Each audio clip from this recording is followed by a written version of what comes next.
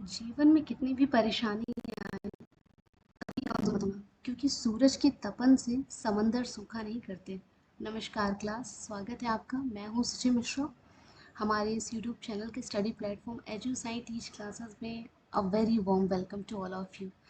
Class, हमारा जो पहला टॉपिक था वो हमने बहुत ही अच्छे से पढ़ा, अधिनियम। उम्मीद है आपने उसको नोट्स बना के पढ़ा होगा, क्योंकि मैंने आपको उसी के साथ उसके क्वेश्चन करा दिए थे।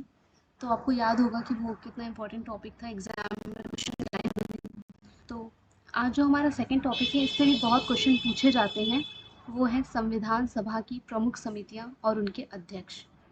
तो क्लास, हमें एक बात बताइएगा आप लोग। देखिए, जैसे आपका यूपीपीसी आर ओ के बहुत बच्चे तैयारी कर रहे होंगे, वो एग्ज़ाम आने वाला है, जल्दी हो जाएगा। अप्रॉक्स मान के चलिए कि 60-70 दिन में वो एग्ज़ाम कंडक्ट करा लिया जाएगा। तो हम क्या सोच रहे थे कि पहले आप लोगों को प्रीवियस ईयर सॉल्व करा दिया जाए। आप लोग क्या सोच रहे हैं? तो आप लोगों को लगता है कि हाँ, साथ में नोट्स के साथ साथ प्रीवियस ईयर भी चलेगी, या खाली अभी हम लोग प्रीवियस ईयर जल्दी जल्दी पढ़ डालें? क्योंकि देखिए, प्रीवियस ईयर से बहुत हेल्प मिलेगी। मैं खुद अपने बारे में आपको बताती हूँ। मैंने जब एग्ज़ाम दिया था सीटेट का, तो एग्ज़ाम अचानक से आ गया था, मैं बिल्कुल नहीं पढ़ पाई थी, मेरे पास बिल्कुल टाइम नहीं मिल पाया था। तो मैंने खाली प्रीवियस ईयर लगा डाले थे अच्छे से, और मेरा सिलेक्शन हो गया था सीटेट में। तो मैं आपको ये बताना चाह रही हूँ कि प्रीवियस ईयर की कितनी इम्पोर्टेंस है हमारी लाइफ में, कितना महत्वपूर्ण होता है प्रीवियस ईयर लगाना। तो क्लास, आज मैंने प्रीवियस ईयर ऐड किया हुआ है। तो पहले तो हम लोग ये पढ़ लेते हैं, आज तो हम लोग एक टॉपिक पढ़ लेते हैं, संविधान सभा की प्रमुख समिति और उनके अध्यक्ष। बाकी आप लोग अपने हमें कमेंट सेक्शन में बताइएगा, तो हम लोग उस हिसाब से नेक्स्ट वीडियो की तैयारी करेंगे। और एक दिन गैप हो गया, आई एम वेरी सॉरी उसके लिए, वेरी सॉरी। एंड अब आपकी क्लासेस में बिल्कुल भी गैप नहीं होगा, बिल्कुल भी गैप नहीं होगा। डेली क्लासेस चलेंगी। यही मुझे थोड़ा-सा आप लोग एक बार कंफर्म कर दीजिए कि मैं नोट्स को आप लोगों को चलाऊँ कि ना चलाऊँ? मैं नोट्स बंद कर दूँ और मैं डायरेक्ट अभी आपको प्रीवियस ईयर कराती जाऊँ? जैसा भी होगा मुझे ज़रूर बताइएगा। तो आइए अपनी क्लास को शुरू करते हैं क्लास। उम्मीद है आप सब अच्छे होंगे। तो जो हमारी संविधान सभा की प्रमुख समिति हैं, उनके अध्यक्ष, बहुत क्वेश्चन आते हैं। तो चलिए याद करते हैं, देखते हैं। तो मैंने यहाँ पे, मैं आपको दिखा दूँ नोट्स मैंने कैसे लिखा हुआ है। पहले मैंने लिखा है कि उसके अध्यक्ष कौन थे, अध्यक्ष लिखा हुआ है। और उसके बाद मैंने जो समिति के वो अध्यक्ष थे, मैंने वो लिखा हुआ है। तो याद रखिएगा। जैसे पहला है हमारा पंडित जवाहरलाल नेहरू। तो पंडित जवाहरलाल नेहरू जो थे, वो कौन कौन सी समिति के अध्यक्ष थे, मैं आपको बताती हूँ। देखिए, मैंने सब एक जगह लिख दिया, खाली आपको लर्न करना है। सब सब एक जगह है, आपको खाली लर्न करना है। सारी मेहनत हमने की है, आपको बस अपनी कॉपी पे लिख के लर्न कर लेना है, हो गया। इतना सा काम आपको करना है। तो पंडित जवाहरलाल नेहरू जो थे, उनकी कौन कौन सी, देखिए, संघीय संविधान समिति, संघीय शक्तियों संबंधी समिति और राज्य संबंधी समिति। तो अब इसको आप कैसे याद करेंगे, मैं बता दूं आपको। देखिए, संघीय संविधान, संघीय शक्ति और राज्य संबंधी समिति, ये तीन जो थे, ये पंडित जवाहरलाल नेहरू थे इसके अध्यक्ष।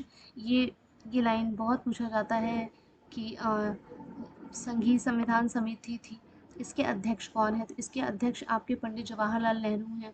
और संघीय शक्तियों संबंधी या राज्य संबंधी समिति के अध्यक्ष कौन है? पंडित जवाहरलाल नेहरू। तो पंडित जवाहरलाल नेहरू तीन समिति के अध्यक्ष हैं, कौन कौन से बताइए? पहला है संघीय संविधान समिति, संघीय शक्तियों संबंधी समिति और राज्य संबंधी समिति। पंडित जवाहरलाल नेहरू तीन समितियों के अध्यक्ष थे। ठीक है, आइए नेक्स्ट। नेक्स्ट क्या है हमारा? डॉक्टर राजेंद्र प्रसाद है। तो डॉक्टर राजेंद्र प्रसाद कौन कौन सी समिति के अध्यक्ष थे? देखिए, पहला है आपका प्रक्रिया विषयक नियमों संबंधी समिति, संचालन समिति। क्वेश्चन बहुत पूछते हैं, मैं टिक कर दे रही हूँ, इसे याद रखिएगा। देखिए, जो ये संचालन समिति है, ये आपने जब क्वेश्चन सॉल्व किए होंगे तो बहुत पूछता है। तीन तो बहुत ही पूछता है, संचालन समिति और राष्ट्रीय ध्वज संबंधी समिति, और एक आपका हो गया वित्त एवं स्टाफ समिति। ये क्वेश्चन बहुत पूछते हैं। तो डॉक्टर राजेंद्र प्रसाद जो थे, वो चार समिति के अध्यक्ष रह चुके हैं। कौन कौन से?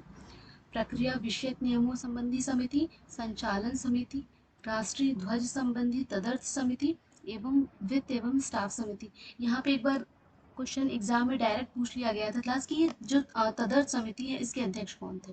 डायरेक्ट यही लिखा था, तदर्थ समिति। तो याद रखिएगा, डॉक्टर राजेंद्र प्रसाद। पंडित जवाहरलाल नेहरू तीन, संघीय संविधान समिति, संघीय शक्तियों संबंधी समिति, राज्य संबंधी समिति। डॉक्टर राजेंद्र प्रसाद चार, प्रक्रिया विषयक नियमों संबंधी समिति, संचालन समिति, राष्ट्रीय ध्वज संबंधी तदर समिति, वित्त एवं स्टाफ समिति। मैं इतनी बार बोल दूंगी क्लास कि आपको अच्छे से याद हो रहेगा, आपको बस ध्यान से सुनते जाना है। देखिए, भीमराव अम्बेडकर के बारे में भी क्वेश्चन आते हैं, आपको याद रखना होगा कि ये किस समिति के अध्यक्ष थे। ये प्रारूप समिति के अध्यक्ष थे, रखिएगा। प्रारूप समिति के अध्यक्ष कौन थे? भीमराव अम्बेडकर। लोग याद रखो, आगे बढ़ते हैं। सरदार वल्लभ भाई पटेल। सरदार वल्लभ भाई पटेल जो थे ये प्रांतीय संविधान समिति के थे। ये देखिए थोड़ा सा इम्पोर्टेंट है, इसमें याद रखना है आपको। जो आपके मौलिक अधिकार और अल्पसंख्यक एवं जनजाति और अपवर्जित क्षेत्रों संबंधी सलाहकार समिति थी, उसके अध्यक्ष सरदार वल्लभ भाई पटेल थे। क्लास थोड़ा सा याद रखना है, मैं बार बार बता दूं आपको, सरदार वल्लभ भाई पटेल को आप याद रखिएगा। अक्सर यहाँ पे गलती होती है, जब यहाँ पे पूछा जाता है कि अल्पसंख्यकों एवं जनजातीय समिति के अध्यक्ष कौन थे, तो सीधी सी बात है, आप सोचते होंगे डॉक्टर भीमराव अम्बेडकर थे।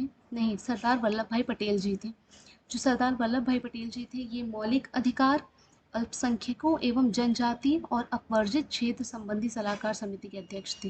प्रांतीय वर्ड भी पूछा गया है एग्जाम में, बट जो बट मोस्ट था, मेन था, वो मैंने आपको बता दिया।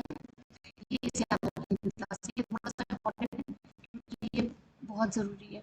ठीक है, अब आगे बढ़ते हैं हम लोग। इसमें बिल्कुल भी आपको कंफ्यूज नहीं होना है, एक बार दोहरा लीजिए। डॉक्टर भीमराव अम्बेडकर प्रारूप समिति, सरदार वल्लभ भाई पटेल मौलिक अधिकार, अल्पसंख्यकों एवं जनजातीय और वर्जित क्षेत्रों संबंधी सलाहकार समिति। और यहाँ पे देखिए क्लास, कंफ्यूजन करने वाली एक बात आ जाती है कि सरदार वल्लभ भाई पटेल जो थे वो मौलिक अधिकारों संबंधी समिति के अध्यक्ष थे, लेकिन मूल अधिकार पूछ लेगा तो आप किसको लगाएंगे क्लास? वो है जेबी कृपलानी। जेबी कृपलानी जो थे ये मूल अधिकार उप समिति के अध्यक्ष थे। ये बहुत ही याद रखना है आपको। जैसे मैं आपसे पूछती हूँ, मौलिक अधिकार के कौन थे? सरदार वल्लभ भाई पटेल। मूल अधिकार के कौन थे? जेबी कृपलानी। याद रखिएगा, ठीक है क्लास। आगे चलते हैं। जो हमारे एच.सी. मुखर्जी थे, वो किस समिति के थे? तो वो अल्पसंख्यक के थे। देखिए, अल्पसंख्यक एवं जनजाति अलग नहीं पूछेगा, आपसे पूछेगा तो या तो खाली जनजाति पूछेगा या तो अल्पसंख्यक। तो जब ये मैं अच्छे से क्लैरिफाई कर दे रही हूँ। सरदार वल्लभ भाई पटेल जी थे अल्पसंख्यक एवं जनजातीय समिति के अध्यक्ष थे, और जो एच.सी. मुखर्जी हैं ये अल्पसंख्यक समिति के अध्यक्ष थे। एच.सी. मुखर्जी जो थे वो अल्पसंख्यक थे। अब आगे बढ़िए। गोपीनाथ बारदोलोई जी, ये जो थे पूर्वोत्तर सीमांत जनजातीय क्षेत्रों और असम के उपवर्जित एवं आंशिक रूप से अपवर्जित क्षेत्रों संबंधी, ये आपको याद हो जाएगा। जो गोपीनाथ बारदोलोई थे ये पूर्वोत्तर सीमांत जो जनजातीय क्षेत्र थे और जो असम के अपवर्जित क्षेत्र थे या आंशिक रूप से अपवर्जित क्षेत्र, उसकी समिति के अध्यक्ष थे गोपीनाथ बारदोलोई। आगे बढ़िए क्लास। ए.वी. ठक्कर, देखिए थोड़ा सा आपको लिख के याद करना पड़ेगा, 2-3 बार आप पढ़ेंगे तो याद हो जाएगा। आई होप मैंने इतनी बार बोल दिया है कि आपको अच्छे से याद हो जाना चाहिए। ठीक है, तो ए.वी. ठक्कर कौन थे? ये अपवर्जित और आंशिक रूप से अपवर्जित क्षेत्रों के थे। ये असम के अतिरिक्त थे, यहाँ पे मैंने ब्रैकेट में लिख दिया हुआ है, इस चीज़ को ध्यान रखिएगा। तो ये ए.वी. ठक्कर थे जो अपवर्जित एवं आंशिक रूप से अपवर्जित क्षेत्रों के थे। के.एम. मुंशी एक कार्य संचालन संबंधी समिति के अध्यक्ष थे। पूछा जाता है कार्य संचालन संबंधी के अध्यक्ष कौन थे? तो ये के.एम. मुंशी थे, याद रखिएगा क्लास। कार्य संचालन संबंधी समिति के अध्यक्ष कौन थे? के.एम. मुंशी। आगे बढ़िए। अब जो पट्टाभी सीतारमैया थे ये सदन समिति के अध्यक्ष थे क्लास। कुछ प्रॉब्लम अगर आपको लगती है नोट्स से, दिक्कत नहीं है, हमें आराम से बताइए, हम इम्प्रूवमेंट ज़रूर करेंगे, क्योंकि हमारा लक्ष्य खाली आना बोल के चले जाना नहीं है क्लास। कुछ तो फ़ायदा हो आपको, तब तो मज़ा आए लाइफ का, क्योंकि आप अपना समय दे रहे हैं, मैं भी अपना समय दे रही हूँ। उसका रिज़ल्ट अगर कुछ ना निकले तो फिर कोई मतलब नहीं है। उम्मीद है आप लोग मेरी बात को समझेंगे और मेहनत से पढ़ाई करेंगे और हमें भी सपोर्ट करेंगे, ताकि हम क्लास में ये नोट्स, यही चीज़ नोट्स आपको लिखा हुआ एक अच्छे खासे उसमें बेचा जा सकता है। अच्छे खासे लोग देते ही हैं नोट्स, लोग देते ही हैं नोट्स, वो पैसा लेते हैं तब से। अब यही चीज़ क्या वो अलग लिख देंगे कि जी.वी. मावलंकर जो थे वो कार्यकारिणी समिति समिति के अध्यक्ष नहीं थे, वो सदन समिति के थे? लिखा वही चीज़ है, बस आपको ये देखना है कि कितना बेहतर कंटेंट किसने तैयार किया है, ये आपको देखना है। जैसे समिति के अध्यक्ष तो सभी पढ़ाते हैं, समिति के अध्यक्ष तो मैं भी एक साथ पढ़ा सकती थी कि डॉक्टर राजेंद्र प्रसाद इस समिति के अध्यक्ष थे, डॉक्टर सरदार वल्लभ भाई पटेल जी इस समिति के अध्यक्ष थे, ये पढ़ा तो मैं भी सकती हूँ। लेकिन क्लास किस तरह से आपको कंटेंट एक जगह लिख कर अच्छे से एक एक चीज़ बताया जा रहा है, आपको इस चीज़ पे ध्यान देना है। उम्मीद है आपको अच्छा लगता होगा नोट्स हमारी। आगे बढ़ते हैं क्लास।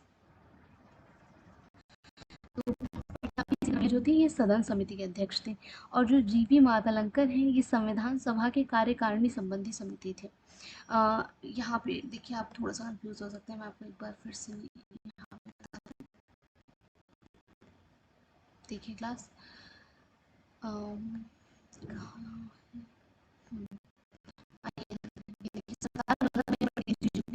इनकी प्रांतीय संविधान समिति के अध्यक्ष थे। अब आगे बढ़िए, याद हो गया तो सरदार वल्लभ भाई पटेल प्रांतीय संविधान समिति के अध्यक्ष थे।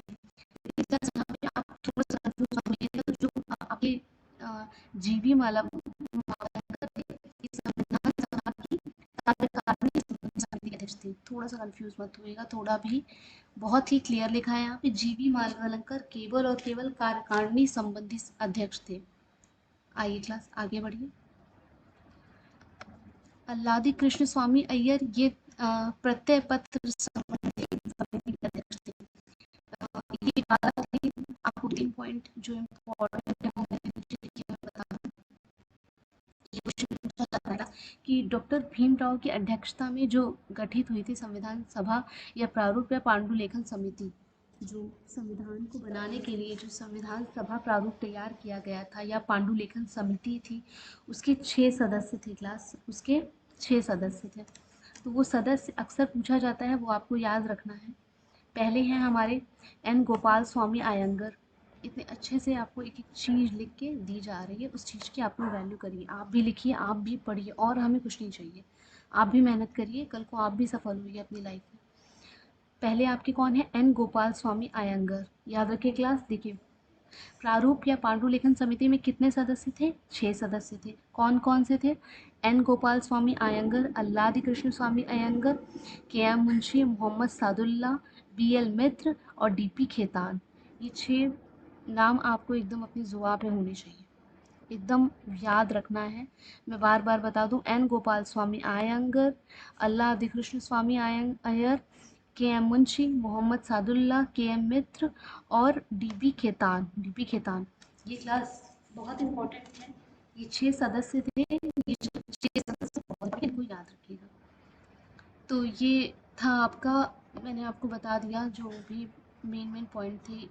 आप कोई भी क्वेश्चन पेपर लगा के आइए, कोई भी क्वेश्चन पेपर आप लगा लीजिए। अगर आपको लगे कि नहीं, मुझसे क्वेश्चन नहीं आया, उसमें ये क्वेश्चन बता दिए, ऐसे क्वेश्चन नहीं मुझे कौन किस समिति के अध्यक्ष थे, तो आप एक बार क्वेश्चन लगाएंगे तो आपको रियलाइज हो जाएगा एक्चुअल में वही चीज आप पढ़ाई नहीं जो पूछी जाती है इस चैप्टर से, उसके अलावा और कुछ रहेगा। आई क्लास, तो आज हम लोग प्रीवियस ईयर भी एक फटाफट लगा ही लेते हैं जल्दी से। तो पहला क्वेश्चन क्या है हमारा, विंध्य क्षेत्र के पाषाण युगीन लोगों ने नूतन भूतल काल के अंत में गंगा घाटी में प्रवचन किया। जलवायु परिवर्तन के कारण इस काल में शुष्कता का चरण था। तो ये दोनों ही इंपॉर्टेंट है। यहाँ पे देखिए एक्सप्लेनेशन है कि जो विंध्य क्षेत्र का जो पाषाण युगीन लोग थे, उन्होंने भूतल काल के अंत में वो गंगा घाटी की तरफ आए, क्योंकि देखिए क्लास कोई भी सभ्यता वहीं जन्मेगी जहाँ नदी होगी, जहाँ पे जीने की व्यवस्था होगी। तो ये क्वेश्चन आपको ज़्यादा सोचने की ज़रूरत नहीं है। अपने आपने अगर थोड़ा सॉरी क्लास, आपने अगर थोड़ा अपना बेसिक नॉलेज भी लगाया होता तो आप ये आराम से कर लेते कि विंध्य क्षेत्र के पाषाण युगीन लोगों ने नूतन भूतल काल के अंत में गंगा घाटी में प्रवचन किया, क्योंकि जलवायु परिवर्तन के कारण उनके काल में शुष्कता का चरण था, सूखे का, तो इसीलिए वो गंगा घाटी की तरफ बढ़े। ठीक है क्लास, आगे बढ़िए। एक एक क्वेश्चन को बहुत ही अच्छे से, बहुत ही ध्यान से पढ़ना। देखिए क्लास, कुछ क्वेश्चन आते हैं ईरान धर्म, बौद्ध, भागवत संप्रदाय, इन सब से और क्वेश्चन आते हैं। देखिए आपको यहाँ पे मैं एक चीज़ बता दूँ, कोई इंपॉर्टेंट नहीं बताने वाली हूँ मैं आपको। जैन तीर्थंकर में कौन इंपॉर्टेंट थे, आप इसको रट लीजिए, आप इसको रट लीजिए, आपको पूरे रटने हैं। 24 के 24 जैन तीर्थंकर कालक्रम बार बार पूछा गया है। आपको आराम से याद रखना है। ऋषभनाथ, अजीतनाथ, संभवनाथ। वैसे मैंने इसकी एक ट्रिक भी बनाई है, आपको चाहिए हो तो आप कमेंट सेक्शन में ज़रूर बताइएगा। मैंने यहाँ पे ऐड नहीं की ट्रिक, पर आप लोगों को लगता है कि जैसे मैम आपने पढ़ाई की है, जैसे आपने ट्रिक बना के पढ़ाई की है, उसको ऐड ऑन करके पढ़ाई है, तो मैं वैसे ही पढ़ाऊँगी। क्लास कुछ बच्चे ट्रिक को समझते हैं कि नहीं वो नहीं सही है, ऐसे ही हम याद कर लेंगे, बट मैं आपको बता दूं जो ट्रिक है उससे आप 24 की 24 पूरा लाइन से याद कर सकते हैं। आपको ये नहीं कि ऐसा नहीं है कि मैंने पहले नेमीनाथ याद किया, फिर ऋषभनाथ याद किया, फिर सुमितनाथ याद किया, फिर श्रेयांसनाथ याद किया, ऐसे नहीं। मैंने पूरा लाइन से याद किया हुआ है, 1 2 3 4 लाइन से। तो मुझे ज़रूर आप लोग बताइएगा। और जैसे मैं वैसे ही पढ़ाऊँ आप लोगों को, क्योंकि जैसा यूट्यूब के बच्चे पढ़ना चाहते हैं मैं वैसा पढ़ाऊँ, ज़रूर बताइएगा। राजधानी सारी रट डालिए, रट डालिए, रट डालिए। राजधानी पूछी जाती है। कंबोज, हाटा, कश्मक, पोतन, पोटेन, शोशेन, मथुरा, कोशल, श्रावस्ती, काशी, सब क्लास राजधानी पूछी जाती है। दो चीज़ अभी आप लोगों ने लिख लीजिए, कॉपी पेन लेके बैठिए, इस चीज़ को यहाँ पे लिख लीजिए। 24 के 24 जैन तीर्थंकर आपको लाइन से याद कर डालने हैं। उसमें कोई कोताही नहीं बरतनी है कि नहीं जो पूछे जाते हैं मैं वही याद कर लूँगा, ये वो नहीं। ये देखिए यहाँ पे है, ये मतलब लाइन से आपको ये सब याद होने चाहिए। काशी, वाराणसी, कोशल, श्रावस्ती, अंग, चंपा, मगध, राजगृह, गिरिवज, वज्जी, विदे, मिथिला, मल्ल, कुशीनारा, चेदी, सुक्तिमती, वज, कौशाम्बी, कुरुंद, बस ये सब याद कर डालिए, सब याद कर डालिए क्लास। आगे बढ़िए। ये दो चीज़ आपने आई होप लिख ली है, आप समझ में आ गई। आज मैंने आपको 2 पॉइंट बता डाले हैं। कौन-कौन से? आपको 24 जैन तीर्थंकर पूरे लर्न कर लेने हैं, महाजनपद और उनकी राजधानियाँ पूरी की पूरी लर्न कर लेनी है। आगे बढ़िए। देखिए यहाँ पे क्या लिखा है, किस शासक ने सिंघल द्वीप के विरुद्ध 642 ईस्वी में 2 समुद्री अभियान भेजे थे? तो ये नरसिंह वर्मन प्रथम थे आपकी क्लास, जो 630 से लेकर 638 तक इन्होंने शासन किया। एक बात और आपको बता दूं कि जो नरसिंह वर्मन, देखिए क्लास ये भी पूछा जाता है कि एग्ज़ाम में जो नरसिंह वर्मन प्रथम हैं, ये कौन से वंश के शासक थे? तो ये पल्लव वंश के थे। जो नरसिंह वर्मन प्रथम है ये पल्लव वंशी शासक थे, और 642 ईस्वी में इन्होंने ही सिंघल द्वीप के विरुद्ध 2 समुद्री अभियान भेजा था।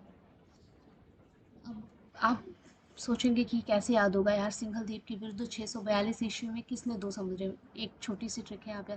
देखिए यहाँ भी सिंह आ रहा है, सॉरी, देखिए यहाँ भी सिंह आ रहा है और यहाँ भी सिंह आ रहा है।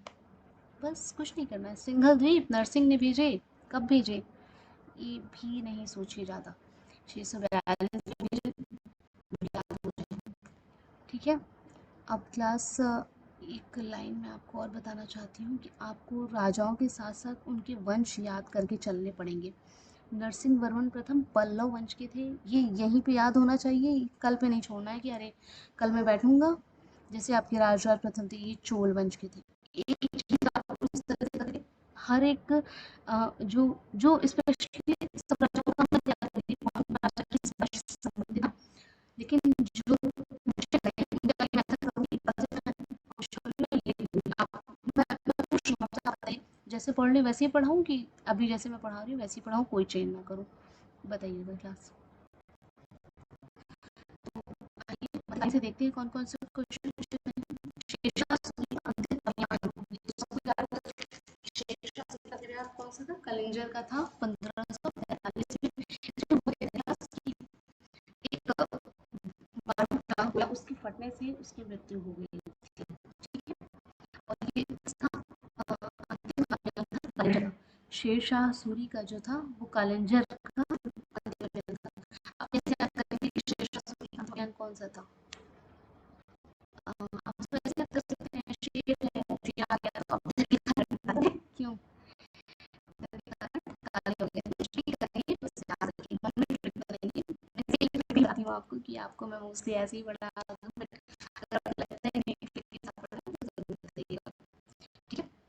आइए, शेरशाह सूरी का अंतिम अभियान कालिंजर का था। आइए, हाँ तो आप युद्ध 1540, चौथा अगस्त चौसा का युद्ध 1539, तालीकोटा का युद्ध 1565 में हुआ, खानवा का युद्ध 1527 में हुआ। सारे युद्ध याद कर डालिए, एक जगह लिख डालिए, एक जगह लिख डालिए, लिख कर याद करिए, ऐसे याद नहीं होंगे, मैं भी पढ़ा दूंगी बट आपको याद नहीं होंगे। आइए कन्नौज का युद्ध कब हुआ था? 1540 में हमने पढ़ा। हुमायूं और शेरशाह सूरी के मध्य हुआ। चौसा का युद्ध हुमायूं और शेरशाह सूरी के मध्य हुआ। तालीकोटा का युद्ध, इसे हम राक्षस तगड़ी का युद्ध भी कहते हैं, ये 1565 में हुआ, बहमनी और विजयनगर के मध्य। क्लास ये पूछता है तालीकोटा का युद्ध जो है राक्षस तंगड़ी के नाम से, तो बच्चे नहीं बता पाते यार ये कौन सा युद्ध है, ये कब हुआ। तो ये 1565 में हुआ था और तालीकोटा का ही युद्ध है। खानवा का युद्ध कब हुआ? ये भी 1527 में। इसकी भी ट्रिक है क्लास, इसकी भी ट्रिक है, बहुत अच्छी ट्रिक है, आप उस ट्रिक से बहुत अच्छे से याद कर सकते हैं। फिलहाल आप समझिए, कन्नौज का युद्ध 1540 में हुआ, हुमायूं और शेरशाह सूरी के मध्य। चौसा का युद्ध 1539 में हुआ, हुमायूं और शेरशाह सूरी के मध्य। ऐसे याद कर लीजिए ना आप, चौक से याद कर लीजिए, चौक से आपको दो याद हो जाएंगे, 1539 चौसा, क से कन्नौज 1540, और हुआ किसके बीच में? हुमायूं और शेरशाह, ये तो याद ही होगा। तालीकोटा आई होप बहुत इंपॉर्टेंट है तो याद होगा। बहमनी और विजयनगर में। खानवा का युद्ध जरूर याद रखिएगा, 1527 में हुआ था, ये बाबर और राणा सांगा जी के मध्य हुआ था। आइए क्लास आगे। हाँ, यहाँ पे क्या क्वेश्चन है? असर्शन है, रीजन का है। क्वेश्चन है कि मुगल साम्राज्य के पतन के बाद मराठा सबसे शक्तिशाली देश शक्ति के रूप में उभरे। क्लास बहुत ही अच्छी, बहुत ही अच्छा क्वेश्चन है कि जो मुगल साम्राज्य था उसका जब पतन हुआ तो जो मराठा थे वो सबसे शक्तिशाली थे।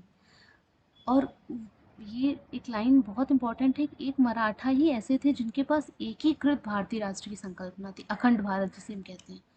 उन्होंने ही पूरे राष्ट्र को एकीकृत करके रखने की जो संकल्पना थी ये मराठों की ही थी, ये और किसी की नहीं थी। तो मुगल साम्राज्य का जब पतन हुआ तो सबसे शक्तिशाली के बन के जो उतरे वो आपके मराठा थे। और मराठा ही ऐसे पहले शासक थे जिनके पास एकीकृत भारतीय राष्ट्र की संकल्पना थी। क्लास ये मैंने एक बार पढ़ा दिया, एक बार आप और देखेंगे तो बहुत अच्छे से आई होगा, आपको याद हो जाएगा। आइए क्लास आगे बढ़ते हैं, हमारा नेक्स्ट क्वेश्चन देखते हैं क्या कह रहा है। शिवाजी, छत्रपति शिवाजी के संबंध में बहुत से क्वेश्चन पूछे जाते हैं।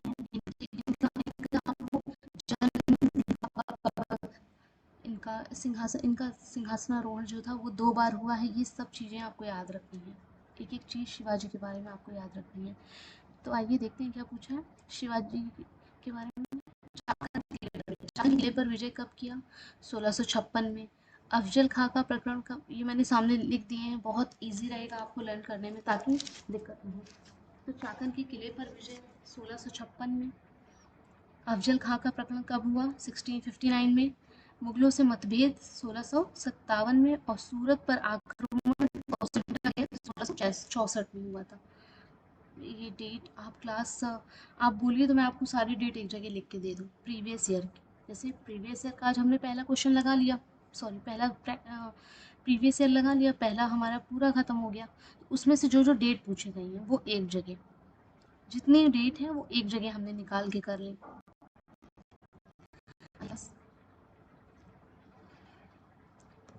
शिवाजी का पहली बार जब मुगलों से मतभेद हुआ वो 1657 में हुआ था।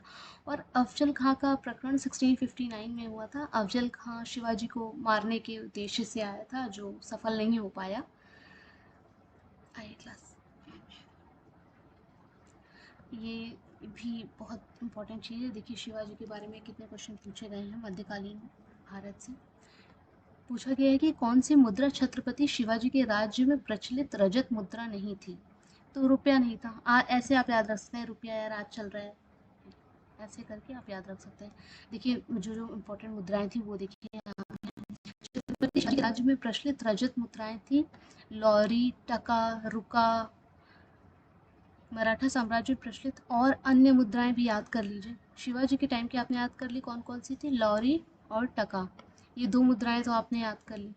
अब मराठा साम्राज्य में जो अन्य प्रचलित मुद्राएं थी वो फनम, चक्रम, पचाई हो, निशानी हो, तिरुका, पैसा, दाम।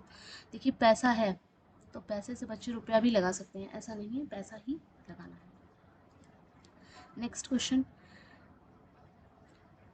कश्मीर के शासन जैन उल आबिदीन का वास्तविक नाम क्या था? देखिए जैन उल आबिदीन, इसे हम कश्मीर का अकबर कहते थे। इनका जो असली नाम था वो शाही खां था।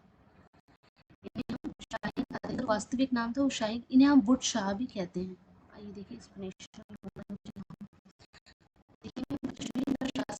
आबिदीन वास्तविक नाम इनका शाही खा था। जनता इसे बुर्ज शाह की उपाधि से धारण करती थी। जनता ने इसे कौन सी उपाधि दी थी? बुर्ज शाह की उपाधि दी थी। और इसे कश्मीर का अकबर कहते थे और कश्मीर का अलाउद्दीन भी कहते थे। ये पॉइंट याद रखिए, बहुत इंपॉर्टेंट हो जाता है आपके लिए। कश्मीर का अलाउद्दीन भी कहते थे। और राष्ट्र जो कलहड़ में लिखी है, इसमें आपको कश्मीर का इतिहास मिलता है, तो वो राष्ट्र तरंगिणी में ही है। राष्ट्र तरंगिणी और महाभारत का फारसी में अनुवाद कराया था, वो थे आपके जैनुल आबिदीन शाही खां। इन्होंने राष्ट्रतंगड़ी और महाभारत का फारसी में अनुवाद कराया और कश्मीर के उलर झील में जैना लंका नामक द्वीप का निर्माण करवाया गया और शिकायतनामा नामक ग्रंथ की भी रचना की। देखिए ये लाइन कहीं पूछा गया था, मैं कोई प्रैक्टिस सेट लगा रही थी शायद, तो मुझे याद है कि जैना लंका नामक द्वीप का निर्माण किसने कराया था। तो ये याद रखिएगा, शाही खां से संबंधित ये सभी याद है। क्या क्या मैंने बताया एक बार मैं रिवाइज करवा दूँ। आँख बंद करके एक बार आप सुना करिए, बस उससे रिवाइज हो जाएगा। देख रहे हैं तो आपको लग रहा है याद है, एक बार आँख बंद करके उसे मन में, मैं जो दोहरा रही हूँ उसे आप भी दोहराइए। कश्मीर का शासक कौन था? जैनुल आबिदीन। इसका वास्तविक नाम क्या था? शाही खां। जनता इसे क्या बुलाती थी? बुर्ज शाह भी कहती थी। और इसे कश्मीर का अकबर भी कहते थे, कश्मीर का अलाउद्दीन भी कहते थे। और राष्ट्र महाभारत का फारसी में अनुवाद कराया। याद हो गया। कश्मीर के उलर झील में जैना लंका नामक द्वीप का निर्माण करवाया और शिकायत नामक नामा ग्रंथ की रचना की। आइए हल्दी घाटी, सॉरी क्लास, आइए हल्दी घाटी के युद्ध में महाराणा प्रताप की राजपूत सेना का सेनापति कौन था? देखिए जब हल्दी घाटी का युद्ध हुआ था 1576 में मुगल सेना के बीच और महाराणा प्रताप जी के बीच हुआ था, तो मुगल सेना का जो अ, जो इस युद्ध का नेतृत्व कर रहे थे वो मान सिंह थे। मान सिंह ये वही हैं जो आमेर के राजा भारमल थे, उनके बहन के पुत्र थे।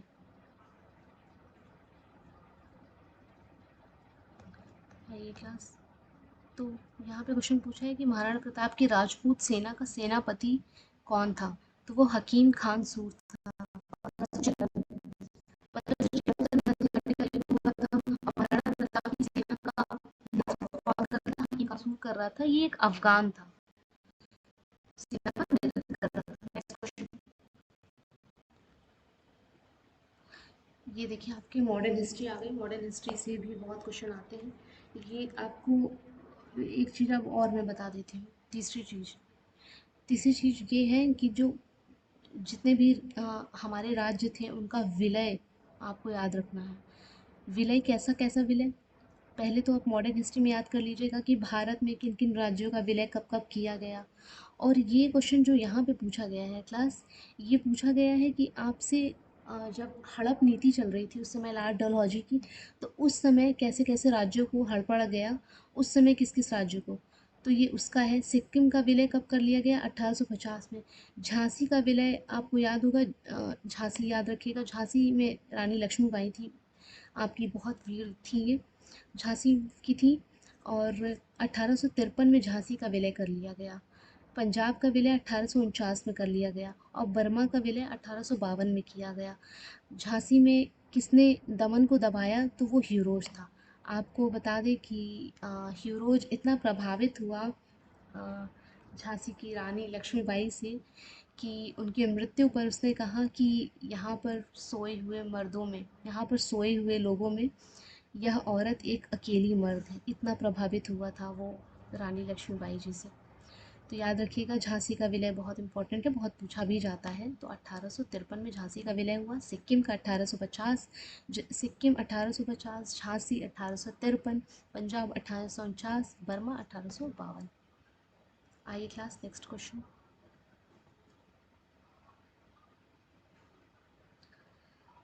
तो क्लास अब यहाँ पे आंदोलन से पूछे गए हैं प्रश्न। आंदोलन सारे रट डालिए, कब क्या हुआ, कब क्या हुआ, रट डालिए, बहुत इंपॉर्टेंट है आंदोलन। तो आइए क्लास देखते हैं। देवावा आंदोलन कब हुआ? ये 1946-47 में। मोपला विद्रोह 1921 में हुआ। गुना किसान विद्रोह 1869-80 में हुआ और बंगाल का नील विद्रोह 59-60 में हुआ। तो ये ईयर हैं, ये आपको याद करने पड़ेंगे। लिख के याद करिए, जैसे याद करिए याद करिए, जहाँ पढ़ते हैं आप टेबल पे वहाँ पे डेट्स को लिख लीजिए। अच्छा, डेट्स आप सोचते हैं कि मैम इतनी डेट्स है कैसे लर्न होगी, तो बहुत ईजी तरीका बताती हूँ। जैसे मैंने यहाँ अभी आपको कुछ डेट पढ़ाई, ये इतनी डेट पढ़ा दी, यहाँ पे इतनी डेट पढ़ा दी, ये सभी आप एक जगह नोट कर लीजिए। अभी आप पढ़ रहे हैं, वीडियो को पॉज करिए, पॉज करके नोट करते जाइए। दिभाग आंदोलन तब 46-47 में हुआ, मोपला विद्रोह 1921 में हुआ, पावना किसान विद्रोह 1869-80 में हुआ, बंगाल नील विद्रोह 59-60 में हुआ। तो ये सब चीज़ें लिख कर याद करिए क्लास, वरना याद नहीं होंगी ये सब चीज़ें और यही फंसाएंगी एग्जाम में।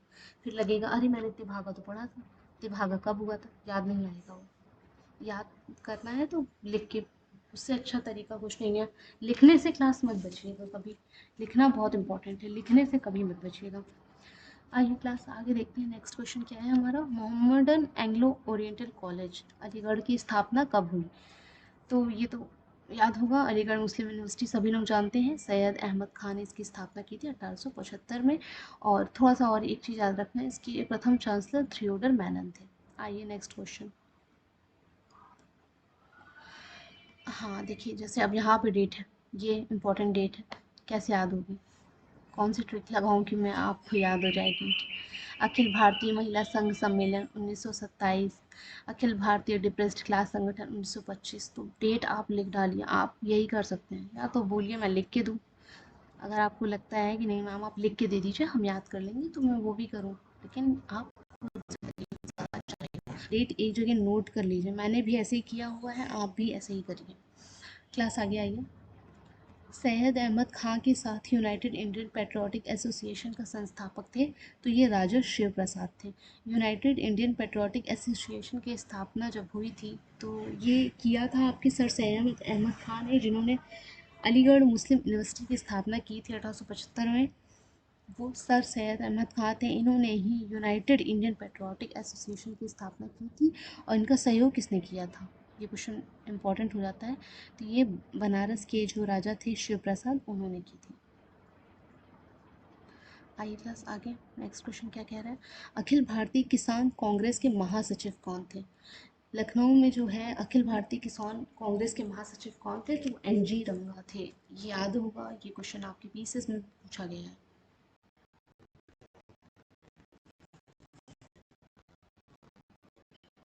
ये देखिए क्लास, 11 अप्रैल 1936 को अखिल भारतीय किसान सभा की स्थापना हुई थी। 11 अप्रैल 1936 को अखिल भारतीय किसान सभा की स्थापना हुई। उसके प्रथम अध्यक्ष कौन थे, स्वामी सज्जन शास्त्री, और उसके महासचिव कौन थे, NG रंगा। आइए क्लास, पत्र पत्रिकाएं से भी बहुत क्वेश्चन पूछा जाता है। देखते हैं कौन सी पत्र पत्रिकाएं पूछी हुई हैं। यहाँ पे है, आपको एज इट इज याद कर लेना है। अरविंद घोष जो थे, इनकी कौन सी पत्रिका थी, वंदे मातरम। गोपाल कृष्ण गोखले सुधारक, सुधारक कुछ लोगों ने महात्मा गांधी लगा दिया था, मैंने देखा है इस चीज़ को, लोगों से अक्सर गलती हो जाती है। महात्मा गांधी यंग इंडिया और एनी बेसेंट न्यू इंडिया, ये याद रखिएगा क्लास। अरविंद घोष जो थे, वंदे मातरम पत्रिका इन्हीं की है, अरविंद घोष की है। और गोपाल कृष्ण गोखले की है सुधारक, एनी बेसेंट की है न्यू इंडिया, और महात्मा गांधी की है यंग इंडिया। ये एनी बेसेंट क्लास आपकी वही है जिन्होंने 1916 में बाल गंगाधर तिलक के साथ मिलकर होम रूल लीग आंदोलन की, होम रूल लीग मूवमेंट किया था। Mahatma Gandhi Young India, Annie Besant New India. Besant को आप लोग यंग बता दीजिएगा और महात्मा गांधी को आप याद रख सकते हैं। थोड़ा सा ट्रिक लगाएंगे अच्छे से याद हो जाएगा, थोड़ा सा ट्रिक से याद करना है, ये सब चीज़ें ऐसे नहीं याद होंगी क्लास। आपको लगता है कि मैं पढ़ लूँगा मुझे याद हो जाएंगे संगठन, बिल्कुल नहीं, इस भ्रम में मत रहिए। अभी तो याद हो जाएंगे, फिर आप भूल जाएंगे। नेक्स्ट, किस क्रांतिकारी नेता ने कलकत्ता से पूर्व पुलिस कमिश्नर चार्ल्स टैगार्ट की हत्या का प्रयास किया था। तो ये एक ऐसे गोपीनाथ साहा थे, कि ऐसे युवक थे जिन्होंने उस समय युवकों को एकदम झकझोर के रख दिया था। ये इतने एक मतलब बहुत ही क्रांतिकारी नेता थे, ये बंगाल से संबंधित थे। इन्होंने कलकत्ता के जो पुलिस कमिश्नर थे चार्ल्स टैगॉर्ट, थोड़ा सा कहानी से रिलेट करके रखेंगे तो आपको अच्छे से याद रहेगा। ये गोपीनाथ साहा जो थे, इन्होंने चार्ल्स टेगार्ड की हत्या करने का प्रयास किया था। उसका सौभाग्य था वो बच गया और इनका दुर्भाग्य था कि वो नहीं मर उसको नहीं मार पाए। उसके अत्याचारों से परेशान हो गए थे गोपीनाथ साहा। आप ऐसे याद रख सकते हैं कि गोपीनाथ साहा यानी कि वो चीज़ों को सह नहीं सकते थे और उन्होंने तभी चार्ल्स टेगार्ड की हत्या का प्रयास किया। आई होप बात हो जाएगा। नेक्स्ट, सविनय अवज्ञा आंदोलन। आइए क्लास, क्या कह रहा है क्वेश्चन। तो सविनय अवज्ञा आंदोलन के संदर्भ में कथन बताइए। तो महात्मा गांधी को नमक कानून तोड़ने के विरोध में सज़ा नहीं दी गई थी क्लास, उनको तुरंत गिरफ्तार कर लिया गया था। तो ये गलत हो जाएगा आपका। और मुंशी को नमक कानून तोड़ने पर सजा दी गई थी, तो हाँ, इन सबको भी सजा दी गई थी और महात्मा गांधी को भी तुरंत गिरफ्तार कर लिया गया था। ये याद रखना है। सविनय अवज्ञा आंदोलन की शुरुआत कब हुई थी। तो शुरुआत हुई थी 12 मार्च 1930 को। सविनय अवज्ञा आंदोलन की शुरुआत 12 मार्च 1930 को गांधी जी के नेतृत्व में हुई। इसमें साबरमती आश्रम से हुआ और गांधी जी को नमक कानून तोड़ने के विरोध में गिरफ्तार कर लिया गया और इसमें साथ ली गई मदन मोहन मालवीय, देवदास गांधी और के.एम. मुंशी। 3 नाम और याद करिए। ये क्वेश्चन पूछा जाता है कि सविनय अवज्ञा आंदोलन में किसे सजा नहीं दी गई थी। तो आपसे ये 3 ऑप्शन लिख देगा, चौथा कोई और ऑप्शन दे देगा, आप कंफ्यूज हो जाएंगे। तो किसको किसको सजा दी गई थी। महात्मा गांधी को, मदन मोहन मालवीय को, देवदास गांधी को, के.एम. मुंशी को। इन 4 लोगों को सजा दी गई थी। आगे नेक्स्ट। ठीक है फ्रेंड्स, तो हमारा नेक्स्ट क्वेश्चन क्या कहते हैं। दांडी यात्रा कब हुई। 12 मार्च 1930 को। गांधी इरविन समझौता 5 मार्च 1931 को हुआ था गांधी जी और इरविन के बीच में। सांप्रदायिक घोषणा कब की गई। 16 अगस्त 1932 को। पूना समझौता कब हुआ। 24 सितंबर 1932 को। पूना समझौता किसके बीच में हुआ था। महात्मा गांधी और भीमराव अम्बेडकर। नेक्स्ट क्वेश्चन क्या कह रहा है। ये आपकी जियोग्राफी आ गई। यहाँ से हम जियोग्राफी से देखते हैं क्वेश्चन। भारत विश्व का 7वां सबसे बड़ा देश है। हम बिल्कुल सही है। भारत जनसंख्या की दृष्टि से विश्व का दूसरा। देखिए क्लास, जब ये क्वेश्चन था तो उस हिसाब से तब दूसरा ही था, ये सही है, लेकिन अब तो हम प्रथम पे आ गए हैं। और भूमि सीमा का विस्तार 15,200 किलोमीटर। सर्वप्रथम सूर्योदय कहाँ होता है क्लास। अरुणाचल प्रदेश में। सर्वप्रथम सूर्योदय अरुणाचल प्रदेश में। दर्रा बहुत पूछता है, मैं दर्रा आपको एक जगह लिख के दे दूंगी, आप वहाँ से दर्रे को सारे आराम से कर सकते हैं। देखते हैं क्या क्वेश्चन पूछा। कौन सा दर्रा पश्चिमी घाट पर्वत श्रृंखला में नहीं है। तो पश्चिमी घाट पर्वत श्रृंखला में कौन कौन से हैं। तो आपके थाल घाट, भोर घाट, पाल घाट, ये सभी पश्चिमी। देखिए पश्चिमी घाट का विस्तार बहुत बड़ा है। देखिए यहाँ लिखा हुआ है कि गुजरात से लेकर केरल तक लगभग 1600 किलोमीटर तक में पश्चिमी घाट का विस्तार हुआ है आपके। तो इस पर्वत श्रेणी में अनेक दर्रे हैं, जैसे ये भूलिएगा मत, ये देखिए महाराष्ट्र में कौन कौन से हैं। थाल घाट व भोर घाट है और पाल घाट कहाँ है, केरल में है। अब आप कन्फ्यूज़न हो जाएगी। मैम थाल घाट तो मुझे लगा केरल में है, पाल घाट महाराष्ट्र में, ये वो उल्टा हो जाएगा। तो कुछ यहाँ पे आप ट्रिक लगा के आप आराम से याद कर सकते हैं। थाल घाट और भोर घाट महाराष्ट्र में है। जो भोर में उठता है वो महान होता है, तो ऐसे याद कर, भोर महान, भोर महान, भोर घाट महाराष्ट्र। और आप थाल घाट को कैसे याद कर सकते हैं। भोर में आपने उठे, आप थाली लेकर बैठ गए खाना खाने, जो बहुत भूख जिनको लगती है, तो वो महान महाराष्ट्र। इस तरह से ना याद कर लीजिए, कुछ भी ट्रिक लगा के बस याद कर लीजिए। एग्जाम में नहीं पूछेगा कि आपने क्यों नहीं किया, आप भूल गए, कन्फ्यूज हो गए। और जो पाल घाट है वो केरल में है। ये खैबर दर्रा तो भारत में नहीं, ये पाकिस्तान के पख्तूनवा प्रांत में है।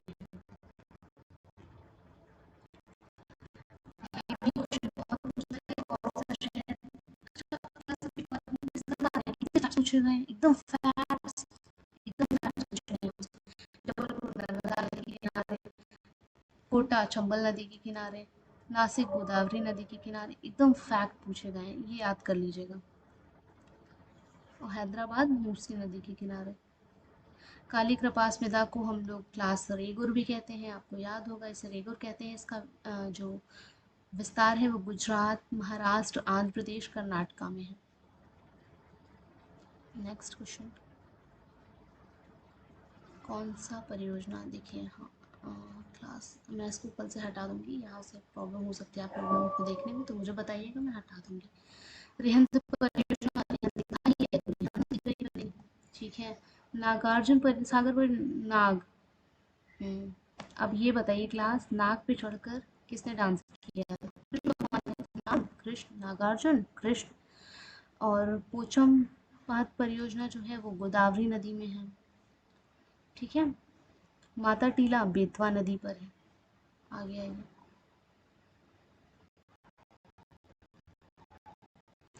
कोयला खदान पूछता है तो झिलमिल कोयला खदान छत्तीसगढ़ में है। छ छ कुछ भी याद कर लीजिए। तो झिलमिल कोयला खदान छत्तीसगढ़ में है। कर्णपुरा झारखंड में है। कर्ण से याद रख लीजिए, कुछ कान टाइप का समथिंग, कान में कुछ चला गया पूरा तो आप उसे झाड़ देंगे तो वो झारखंड हो गया। कर्ण झाड़, कर्णपुरा झारखंड। रामपुर हिमगिरी उड़ीसा में है।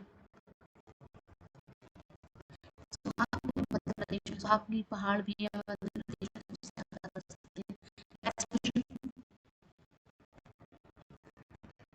कोयला क्षेत्र और राज्य पूछा है। तो रणजीत घाटी कोयला क्षेत्र कहाँ है? सिक्किम में है। तंदूर तेलंगाना में है। वरोरा महाराष्ट्र में है। ललमटिया झारखंड में। सब लिख लिख के याद करिए क्लास। रणजीत घाटी कहाँ है? सिक्किम में है। तंदूर कहाँ है? तेलंगाना में है। वरोरा महाराष्ट्र में है। ललमटिया झारखंड में है। अब याद रखिए, आप रण में जीत गए हैं तो आप थोड़े से थक जाते हैं, सिक हो जाते हैं। सिक मतलब क्या होता है? बीमार। तो रण जो जीत के आया थोड़ा बहुत तो सिक हो ही जाएगा। तो रणजीत सिक्किम। तंदूर तेलंगाना, तेल में ही आप तंदूरी बनाएंगे ना, जो भी हो। तो तेल, तंदूर तेलंगाना।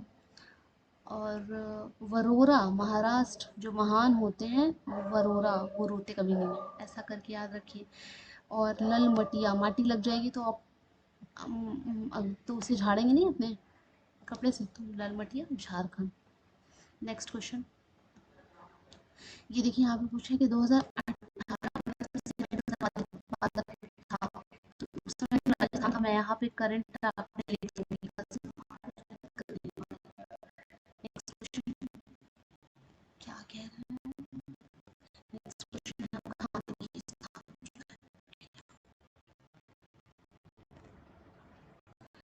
स्थान पूछ रहा है और कार्य पूछ रहा है। जो कार्य हो रहा है वो न्यूक्लियर पावर प्लांट से संबंधित है। पोखरण आप लोग बहुत सुनते रहते हैं, परमाणु बम विस्फोटक स्थल है। थुम्बा एक रॉकेट जहाँ से लॉन्च हुई वो है। श्रीहरिकोटा से उपग्रह मोचन स्टेशन, यहाँ पर श्रीहरिकोटा से भी हमारा थर्ड लॉन्च हुआ है, LVM 4 थर्ड। कोयाली पेट्रोलियम शोधनशाला कहाँ है? गुजरात में है। देखिए ये पूरा याद कर डालिए। भारत में कुल 23 पेट्रोलियम शोधनशाला है। ठीक है, तो इसे याद कर डालिए। 18 सार्वजनिक हैं, 2 संयुक्त हैं आपके, और 3 निजी हैं। तो ज़्यादा नहीं है, 23 कोई बड़ा आंकड़ा नहीं है, आप पूरा याद कर डालिए। पूछा जाता है, फ़ायदा ही देगा आपको, नुकसान नहीं करेगा। गंगा नदी फ्रेंड्स, तो देखिए यहाँ पे क्या कह रहा है, गंगा नदी के निम्नलिखित में से किस भाग को राष्ट्रीय जलमार्ग घोषित किया गया? बहुत चर्चा में रहा था, पढ़ा होगा आपने। तो प्रयागराज में उत्तर प्रदेश से हल्दिया पश्चिम बंगाल तक राष्ट्रीय जलमार्ग घोषित किया गया है। ये हमारा प्रथम राष्ट्रीय जलमार्ग है। नेक्स्ट, एक भूस्थिर कृत्रिम उपग्रह का आवर्तकाल 24 घंटा, पृथ्वी से लगभग 24,000 पर उसकी उपस्थिति होती है। आवर्तकाल कितना होता है? 24 घंटे का होता है। नेक्स्ट क्वेश्चन, कौन सी गैस वायुमंडल के पृथ्वी के वायुमंडल में अनुपस्थित थी? ऑक्सीजन। ये क्वेश्चन बहुत पूछा गया है, बहुत बार पूछा गया है, साइंस में भी पूछा गया है। नेक्स्ट क्वेश्चन, प्रसिद्ध ज्वालामुखी पर्वत क्राकाटोआ किस देश में स्थित है? क्राकाटोआ कहाँ है? इंडोनेशिया में। इटली में माउंट एटना, इंडोनेशिया में क्राकाटोआ, अमेरिका में सेंट हेलेंस, जापान में फ्यूजियामा। भारतीय संविधान के किस अनुच्छेद अनुच्छेद के बारे में आपको ऐसा लग रही है क्लास बहुत अनुच्छेद है तो आप कितने याद करेंगे, तो मैं मेन मेन अनुच्छेद आपको लिखकर प्रोवाइड करा दूंगी। नेक्स्ट क्वेश्चन क्या कहता है, उत्तरीय अमेरिका के एक निश्चित प्रदेश में जो रिलेटिव ऐसे कौन सा उपयोग सर्वाधिक है। एक लाइन तो आप ऐसे ही याद कर लिए कि उत्तरी अमेरिका का जो बृहद प्रदेश है वो इस्पात इंजीनियरिंग के लिए प्रसिद्ध है। याद कर लिया आपने ये, आपको अब याद हो गया कि बृहद झील प्रदेश में इस्पात इंजीनियरिंग। अब एक चीज आपको और याद करनी है कि उसमें 5 झीलें आती हैं, कौन कौन सी, Superior, Huron, Michigan, Erie, Ontario. ये आपको याद रखना है पांचों के नाम। नेक्स्ट, अर्जेंटीना में खेती के लिए पंपास है, ये भी आपको याद होगा। मैं ये सब छोटी छोटी चीज़ें एक जगह याद कर लीजिए, अर्जेंटीना में पंपास है। जैसे आप इसे ऐसे याद कर सकते हैं, लोग अक्सर बच्चे भूल जाते हैं कि अर्जेंटीना में कौन सा है, ऑस्ट्रेलिया में कौन सा है। तो जैसे इसे आप एक ट्रिक से याद कर सकते हैं, अर्जेंटीना पंपास, यानी कि अ, आपको कुछ भी अर्जेंट होता है तो आप पंप करने लगते हैं उसे कि यार बहुत अर्जेंट है, बार बार कॉल करते हैं यार बहुत अर्जेंट है, वो काम अभी कर दो। तो अर्जेंटीना अर्जेंट पंप, अर्जेंटीना में पंपास। और पंपास की उपजाऊ मिट्टी तथा शीतोष्ण जलवायु फसल तथा घास उगाने के लिए बहुत उपयोगी है। बिल्कुल सही पॉइंट है ये।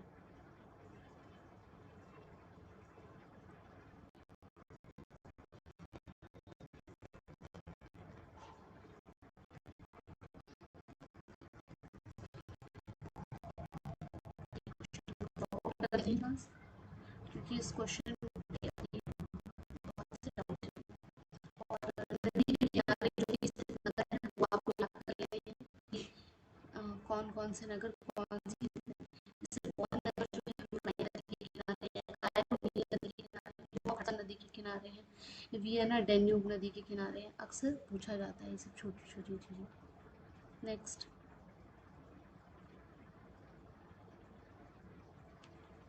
आपसे आदिवासी के बारे में क्वेश्चन बहुत पूछा है तो आदिवासी के नोट से उसे मैं डाल दूंगी। भील जो है ये राजस्थान की है, गोंड जो है ये छत्तीसगढ़ की, और लिम्बूस जो है सिक्किम की है, कोन्याक नागालैंड की है। जो भील है वो राजस्थान की है। देखिए, आप याद कर सकते हैं इसी ट्रिक से, किसी भी स्थान पर राज करने के लिए बहुत भीड़ है, सभी राज करना चाहते हैं तो बहुत भीड़ है, भील, भील से भीड़ याद कर सकते हैं राजस्थान। गोंड से छत्तीसगढ़ याद कर सकते हैं, गोंड छत्तीसगढ़। लिम्बू सिक्किम, कोन्याक नागालैंड। कुछ भी ट्रिक लगाइए पर ये सब हट डालिए। क्या कह रहे हैं आप, नगरीकरण को औद्योगिक अनुसरण करता है। विकासशील देशों में नगरीकरण जो है अपने आप में एक आंदोलन है। एकदम सही है क्लास, ये दोनों पॉइंट हमारे एकदम सही है।